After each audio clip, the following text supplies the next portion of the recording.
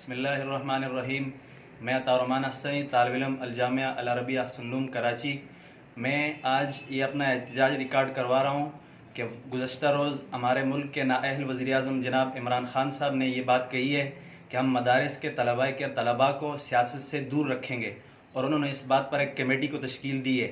میں ان خان صاحب سے بھی پوچھنا چاہوں گا کہ آپ نے یہ جو کمیٹی تشکیل دی، جس کی وجہ یہ ہے کہ وہ مدارس کے طلباء کو سیاست سے دور رکھنا چاہتے ہیں، اس کی وجہ کیا ہے؟ کیا ہم پاکستان کے شہری نہیں ہیں؟ میں احتجاج کے طور پر ان کو یہ ثبوت دینا چاہوں گا کہ میں ایک پاکستان کا شہری ہوں، اور اس کا ثبوت آپ کی حکومت ہمارے پاکستان نے ہمیں یہ شناختی کارڈ کی صورت میں بنا کے دی ہے، یہ ہماری شناخت ہے۔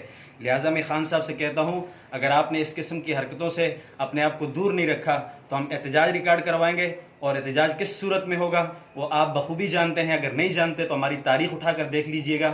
آپ ان لوگوں کو سیاست سے، جمہوریت اور سیاست سے دور رکھنا چاہتے ہیں کہ پاکستان کا جھنڈا اٹھانے میں سب سے پہلا جو شخص تھا وہ مولانا شبیر احمد عثمانی، ایک مدرسے کا استاد تھا اور ایک مدرسے کا محتمم تھا، اور ایک دینی مدارس کے ساتھ اس کا تعلق تھا۔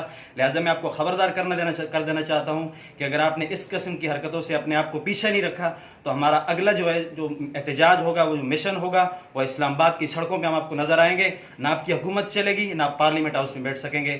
بس میں ان کو خبردار کر دینا چاہتا ہوں۔